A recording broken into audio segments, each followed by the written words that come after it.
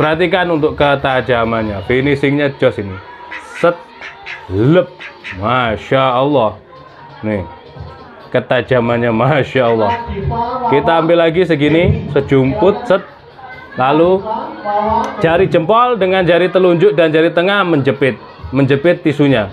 Lalu jari kelingking dan jari manis ditekuk setekuk-tekuknya sampai benar-benar refleks. Biasanya kan gebiar gini kalau belum biasa, atau seperti ini. Itu dibiasakan direflekskan seperti ini, dipaksa terus untuk posisi yang aman agar tidak tersentak, agar tidak tergesek ujung bilahnya. Jadi begini, set, gesekkan, lalu dari pangkal digesekkan ke ujung. Posisinya sejajar dengan bahu atau di bawahnya atau sejajar dada. Jangan sejajar muka atau di atasnya begini. Kurang elok. Dilihatnya itu